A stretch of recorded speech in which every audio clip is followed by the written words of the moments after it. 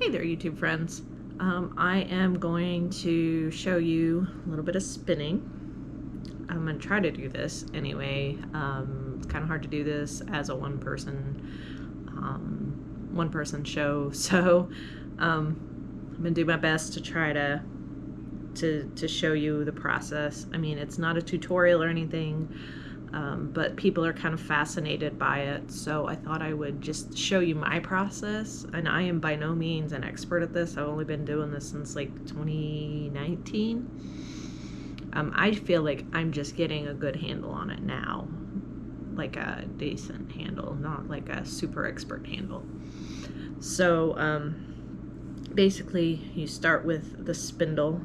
You have to attach the yarn to the spindle, which is a whole nother process in itself. And then basically all yarn is twisted wool or fiber. And so I always use 100% merino wool because that's what I'm used to, and that's, I mean, you can use other fibers, but this is what I do best with because I am still learning. And not only that, merino wool takes up dye really well, because that was another thing I wanted to play with, is dye. I did dye this fiber myself before everything happened with me moving and everything. I think I did this like last spring or maybe even last winter. I dyed this wool. And so anyway, the process. Here we go. Well, so I already pulled it too far, so I'm just going to kind of start over again. I'm going to kind of tip this down so you can see what I'm doing. Okay, now, because I just pulled it apart, it's kind of like adding a new thread. That's what happens when you pull your yarn too far. It comes apart because this part has not been spun yet. And so this is kind of partially spun back here.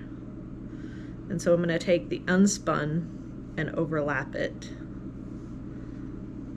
And just kind of, let's see, I got that too far down. Just kind of like intertwine the fibers together. And then it's just a process of pinch and pull. So I spin, and then I pull, pinch, pull, and my spindle stops, so spin again, pull,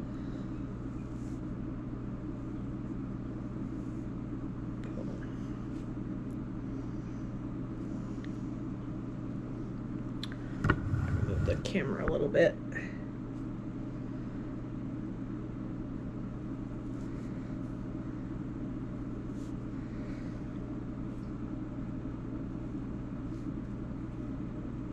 See, it's a little bit hard. I gotta scoot out because I keep hitting the trash can and it keeps slowing it down.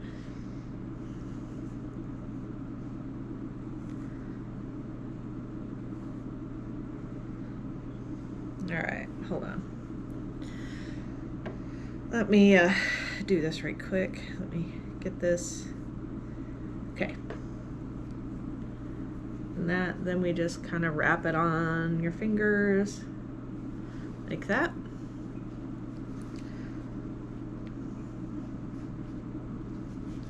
And then I go over two of the legs,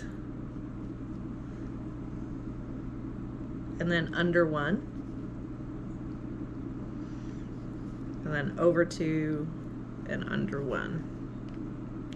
I mean, you can wind this on your spindle however you want to. Like I said, this is not a tutorial. This is just how I do it. And I promise it's not this uncoordinated usually. It's just because I'm trying to film it. Now, I'm gonna readjust here.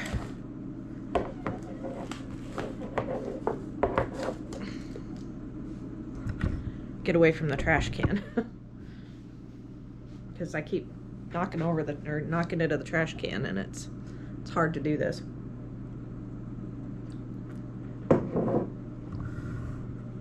Okay, so now maybe we can, and that's just a little like half hitch to hold it on the spindle. Pinch and pull, pinch and pull.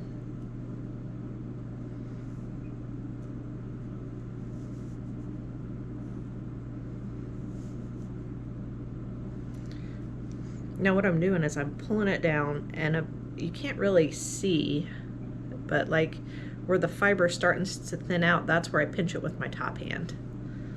And then I pull down some more. See how it's all thick?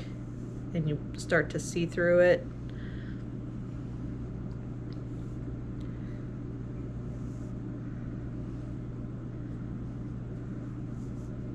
It's kind of hard to even get this close enough. And I always spin clockwise, and then when I ply, I counterclockwise.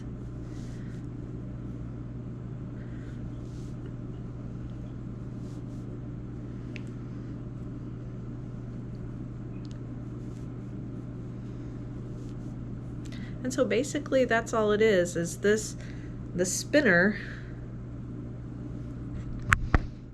is spinning the fiber and twisting it, and that's what makes the yarn, is the twisted fiber. I mean, the act of twisting those fiber gives it strength, and then when I apply it, it gives it more strength, which, I mean, you could use this the way that it is. I don't do that just because I still have thin spots in my yarn, and when I apply it, it gives it a little more strength, because I'm not perfect, and this is hand spun yarn. So but yeah, so that's what I do. I just get wool off Etsy, usually from small farmers, if I'm in a hurry, or if I, you know, whatever. Sometimes I'll get it off Amazon if it's something pretty that I can't duplicate myself. But otherwise, I try to support local, and if I could find, which I did in Maine, I found some local wool up in Maine.